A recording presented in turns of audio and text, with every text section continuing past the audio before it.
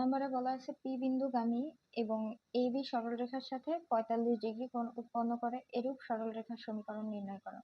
অর্থাৎ এখানে আমাদের উদ্দীপকের চিত্রে যে পি বিন্দুটা দেওয়া আছে এই বিন্দুগামী হবে এবং এ বি যে রেখাটা আছে এই রেখার সাথে এমন ভাবে যাবে যেন এ বি রেখার সাথে এই লাল রেখাটা 45 ডিগ্রি কোণ উৎপন্ন করবে।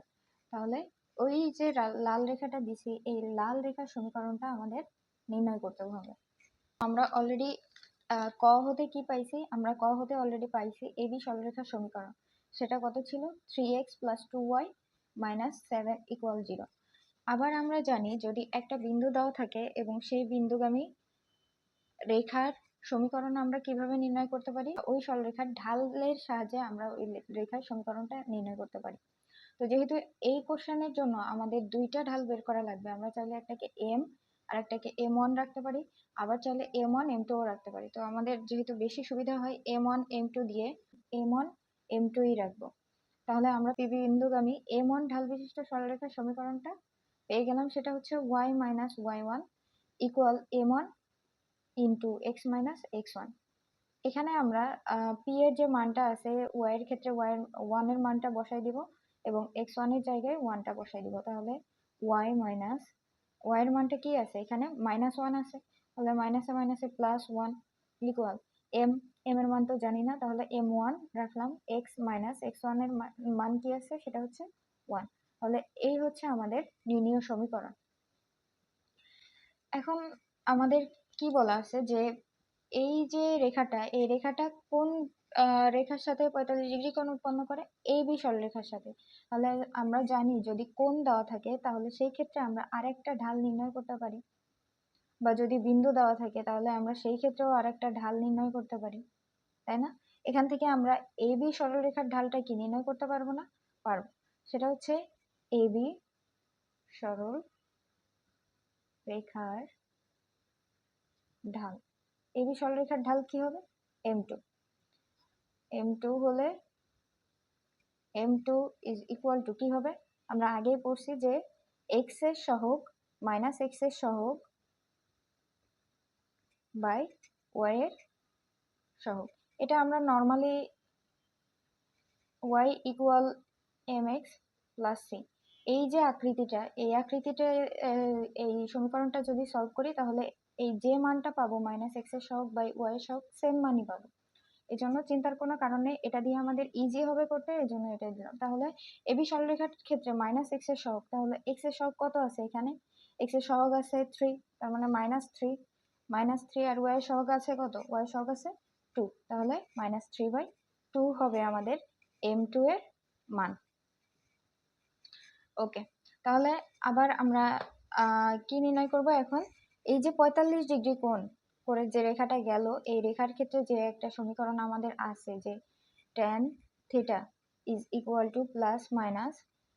m1 - m2/1 + m1 * m2। এই ফর্মুলা দিয়ে আমরা কি করব? এখান থেকে m1 এর মানটা বের করার চেষ্টা করব। আচ্ছা, তো এখানে লিখলাম 45 ডিগ্রি কোণ উৎপন্ন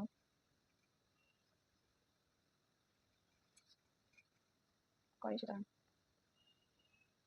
আচ্ছা, এখন এখানে কয়টা মান আছে? এখানে দুইটা মান আছে প্লাস মাইনাস। সো আমাদের কি করতে হবে?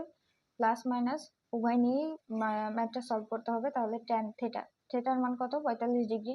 45 degree equal plus minus m1 এর মান কত জানি না, তাহলে m1 - m2 এর মান কত জানি, সেটা হচ্ছে -3/2। তো এখানে মাইনাস আছে আবার এখানেও মাইনাস আছে, তাহলে মাইনাসে মাইনাসে প্লাস আমরা একবারে লিখে দিব 3/2। আর এখানে আছে 1 m1 প্লাস m1 এর মানটা আমরা জানি না, তাই m1 ই রাখবো, m1। এখন আমাদের আবার m2 এর মান কি আছে? -3/2, এটা দিলাম। তাহলে পাবো বা 1 = ±2m1 + 3/2 বাই নিচে কি থাকবে? নিচে লসাগু করলে কি থাকে? এখানে লসাগু করলে থাকে 2 - 3m/2, 2 - 3m1/2। এখন এটাকে আরো সিম্পলিফাই করব। আরো সিম্পলিফাই করলে এই 2 কাটা চলে যাবে, থাকবে কি 2m1 প্লাস 3/2 মাইনাস 3m1। এখন আমরা কি করব, m এর ক্ষেত্রে একবার প্লাস চিহ্ন নিয়ে m1 এর মানটা নির্ণয় করব, একবার মাইনাস চিহ্ন নিয়ে m1 এর মানটা নির্ণয় করব। তাহলে প্রথমে প্লাস চিহ্ন নিয়ে এই মানটা কি হবে, আমাদের সমীকরণটা 1 is equal to 2m1 plus 3/2 minus 3m1। এখন আমরা আড়াআড়ি গুণ করব, তাহলে থাকে 2 minus 3m1 equal 2m1 plus 3। এমটাকে এক সাইডে রাখবো, বাকি যে মানটা আছে ওইগুলোকে এক সাইডে পাঠিয়ে দিব। তাহলে 3m1 এটা এই সাইডে আসলে এটা হচ্ছে মাইনাস হবে, তাহলে মাইনাস 2m1 ইকুয়াল, এটা এই সাইডে গেলে মাইনাস হয়ে যাবে 3 মাইনাস 2। এখানে আমাদের কি হয়, minus 5m1 is equal to 1, m1 equal minus 1/5। এটা হচ্ছে আমাদের m1 এর একটা মান পেয়ে গেলাম, সেটা হচ্ছে প্লাস চিহ্ন নিয়ে এবং আবার মাইনাস চিহ্ন নিয়ে। মাইনাস চিহ্ন নিয়ে m এর মানটা আমাদের বের করতে হবে, m1 এর মানটা। তাহলে কি পাই, 1 is equal to minus 2m1 minus 3 plus 3, 2 minus 3m1। এখন আমরা যদি মাইনাসটা গুণ করে দেই তাহলে কি হয়, 1 is equal to minus 2m1 minus 3/2 minus 3m1। আড়াআড়ি গুণ করবো আবারও, 2 minus 3m1 equal 2m1 minus 2m1 minus 3। এখন এমটাকে এক সাইডে নিয়ে আসবো, বাকিগুলো অন্য সাইডে পাঠিয়ে দিব। তাহলে থাকবে 3m1 প্লাস, এটা এই সাইডে আসলে প্লাস হয়ে যাবে, 2m1 ইজ ইকুয়াল টু 2 ওই সাইডে গেলে মাইনাস হয়ে যাবে, তার মানে মাইনাস 3 মাইনাস 2। তাহলে এখানে আমাদের কি থাকে, m1 minus m1 is equal to minus 5। অর্থাৎ এখান থেকে আমরা m1 এর মানটা পাচ্ছি 5। এখন এই m1 এর মানটাই তো আমাদের এই সমীকরণে বসাই দিলে আমাদের কাঙ্ক্ষিত সরলরেখার সমীকরণটা পেয়ে যাব, তাই না? তাহলে এই সরলরেখায় আমরা হচ্ছে কি করব, m1 এর একবার প্লাস মান বসাবো, একবার মাইনাস মান বসাবো। তাহলে m1 এর প্লাস মান বসিয়ে, কোথায় বসিয়ে পাই, 1 নং এ। তাহলে এটা লিখে নিব 1 নং এ। সেটা কি ছিল, y plus 1 is equal m1 ছিল, তাই না? m1 ছিল মাইনাস 1/5, কি ছিল তারপরে x মাইনাস 1। এখন আমরা এটা সলভ করি, y plus 1 is equal minus 1/5 x plus 1/5, এমন এটা। হ্যাঁ, তো এখান থেকে আসলে আমরা এটা না করেও একবারেই করতে পারতাম যে 5টাকে এই সাইডে পাঠিয়ে দিতেও পারতাম। তাহলে সেটাই করি এখন, যে 5টাকে কমন নিয়ে 1/5টাকে কমন নিয়ে তারপরে হচ্ছে 5টাকে এই সাইডে আসলে গুণ হয়ে যাবে, যেহেতু এখানে ভাগ আকারে আছে। তাহলে 5y plus 5 is equal to থাকতো আমাদের মাইনাস x প্লাস 1। এখন আমরা সমীকরণটা এই সাইডে নিয়ে চলে আসবো, x plus 5y plus 5 minus 1 is equal 0। তাহলে আমাদের সমীকরণটা আসে x plus 5y plus 4 is equal 0। এটা হচ্ছে আমাদের প্লাস মান নিয়ে একটা সমীকরণ পেয়ে গেলাম। আর একটা হচ্ছে 1 নং এ m1 এর মাইনাস মান বসিয়ে, মাইনাস মান বসাইলে কি হবে, y প্লাস 1 ইজ ইকুয়াল, মাইনাসের ক্ষেত্রে m1 এর মান কি পাইছিলাম, 5 পাইছিলাম, 5 ইন্টু x মাইনাস 1। এটা সলভ করি, y plus 1 is equal 5x minus 1। এক সাইডে নিয়ে যাব, তাহলে থাকে 5x মাইনাস y, এটা ওই সাইডে গেলে হয় মাইনাস, তার মানে মাইনাস 2 ইকুয়াল 0। এটা হচ্ছে আমাদের আর একটা সমীকরণ। তাহলে এই দুইটাই হচ্ছে আমাদের কাঙ্ক্ষিত অ্যান্সার। ওকে, এখন আমাদের লাস্ট নাম্বারটা চলে আসছে, গ নাম্বার। সেটা কি বলছে আমাদের, বলছে এবি রেখার উপর লম্ব রেখা। অর্থাৎ এই যে এবি রেখাটা আছে আমাদের, এই রেখার উপর লম্ব রেখা, এই রেখার সমীকরণ নির্ণয় করো যা পি বিন্দু থেকে 2 একক দূরে অবস্থিত। অর্থাৎ পি বিন্দু থেকে 2 একক দূরে অবস্থিত এমন একটি রেখা যেটা কিনা এবি রেখার উপর লম্ব। এই রেখার সমীকরণটা আমাদেরকে কি করতে বলছে? নির্ণয় করতে বলছে। তো আমরা অলরেডি জানি যে এবি রেখার সমীকরণটা কি। লিখে ফেলি যে ক হতে এবি রেখার সমীকরণ, এটা কি পাইছি আমরা? এটা হচ্ছে 3x + 2y - 7 = 0, এটা পাইছিলাম। তাহলে এখানে আমাদের বলছেটা কি মেইনলি ম্যাথে, যে এবি রেখার উপর লম্ব রেখা হবে। যে রেখাটা আমাদের নির্ণয় করতে বলছে সেটা এবি রেখার উপর লম্ব রেখা। তাহলে আমরা জানি এবি রেখার উপর যদি লম্ব রেখা হয়,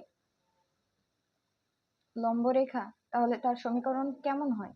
লম্ব রেখার ক্ষেত্রে আমরা জানি যে সমীকরণ হয় x এর সহগ y এ যায়, y এর সহগ x এ আসে এবং মাঝখানে যে চিহ্নটা থাকে সেটা শুধু পরিবর্তন হয়ে যায়। তাহলে এখানে কি হবে? 2x, যেহেতু প্লাস আছে মাঝে তার মানে মাইনাস হবে, -3y, এবং যে কনস্ট্যান্ট মানটা আমাদের থাকবে সেখানে প্লাস k আসবে, k = 0। এখন আমরা যদি বিন্দুগামী হইতো এই লম্ব রেখাটা, যেমন এখানে আমাদের কি বলছে? পি বিন্দু থেকে 2 একক দূরত্বে অবস্থিত। এখানে কিন্তু আমাদের বলি নাই যে পি বিন্দুগামী এই লম্ব রেখা। যদি বলতো পি বিন্দুগামী, তখন আমরা ডিরেক্টলি এই পি বিন্দুর যে মান আছে 1, -1, এই মানগুলো এখানে বসাই দিয়ে কে এর মান বের করে ইজিলি এই সমীকরণটা সলভ করে ফেলতে পারতাম। কিন্তু এখানে আমাদের কি বলছে? এখানে আমাদের বলছে পি বিন্দু থেকে 2 একক দূরে অবস্থিত। তো আমরা এই প্রশ্নের শুরুতে অলরেডি আমরা দেখে ফেলছি কনসেপ্ট বা ফর্মুলা, যেটা যে যদি কোনো বিন্দু থেকে কিছু একক দূরত্বে লম্বরেখার সমীকরণ নির্ণয় করতে বলে তাহলে তার ফর্মুলাটা কি হয়। তো আমরা ওই ফর্মুলা অনুসারে এই ম্যাথটা করে ফেলবো। তাহলে পি বিন্দু থেকে, পি বিন্দুটা কি ছিল? 1, -1, বিন্দু থেকে 2x - 3y + k = 0 এর লম্ব দূরত্ব সমান কি হবে? আমরা জানি নিচে কি হবে, √x এর সহগ 2² প্লাস y এর সহগ কত? -3x²। তাহলে আর উপরে কি হবে? মডুলাস দিব, মডুলাস অফ এই যে x এর সহগ আছে, x এর সহগটা দিব, সাথে আমাদের p যে বিন্দুটা আছে এই বিন্দুর x এর জায়গায় x এর মানটা হবে 1, মাইনাস আছে -3 দিব, এই 3 এর সাথে কি গুণ হবে? p এর ক্ষেত্রে y এর যে ভ্যালুটা আছে সেটা -1, আর সাথে আমাদের কি থাকবে? কনস্ট্যান্ট মানটাও থাকবে। কনস্ট্যান্ট মান কি পাইছি আমরা এখানে? k। তাহলে এটা হবে k। ওকে, তো লম্ব দূরত্ব সমান আমাদের কি দেওয়া ছিল এখানে? লম্ব দূরত্ব সমান 2 দেওয়া আছে না? এই যে পি বিন্দু থেকে 2 একক দূরে অবস্থিত বলছে, তার মানে আমরা লিখতে পারি এটা সমান 2। অবশ্যই পারি। তাহলে দেখো এখন এটা সলভ করো। উপরে থাকে 2 মাইনাস, মাইনাসে মাইনাসে +3 হবে প্লাস k, আর নিচে কি থাকে? নিচে থাকবে হচ্ছে √4 প্লাস 9 = 2। এখানে টোটাল হবে 5 প্লাস k √13 = 2। তাহলে আমরা সিম্পলিফাই করি, modulus of 5 plus k = 2√13 equal. এখন আমরা যদি মডুলাসটা উঠাই দিতে চাই তাহলে আমাদেরকে কি করতে হবে? এই সাইডে অবশ্যই প্লাস মাইনাস আনতে হবে। তাহলে 5 প্লাস k = +-2√13। অতএব আমরা k এর মানটা এখান থেকে কি পাচ্ছি? k এর মানটা পাচ্ছি +-2√13। 5টা ওই সাইডে চলে আসলে -5। তাহলে আমরা কি k এর মানটা বের করে ফেললাম। এখন এই k এর মানটা যদি আমরা এবি রেখার উপর যে লম্ব রেখাটা পাইছি ওই রেখার k এর জায়গায় বসাই দিই, তাহলেই তো আমাদের কাঙ্ক্ষিত সমীকরণটা বের হয়ে যাবে। তাহলে আমরা কি করব? k এর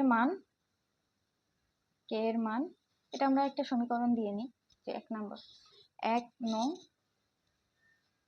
এ বসিয়ে এর মান 1 নং এ বসিয়ে কি পাই? সেটা হচ্ছে 2x - 3y, প্লাস মাইনাস আছে k এর মানের আগে, তার মানে +-2√13 - 5 = 0, এবং এটাই হচ্ছে আমাদের অ্যান্সার। আশা করি এই সিকিউটা সবার বোধগম্য হয়েছে।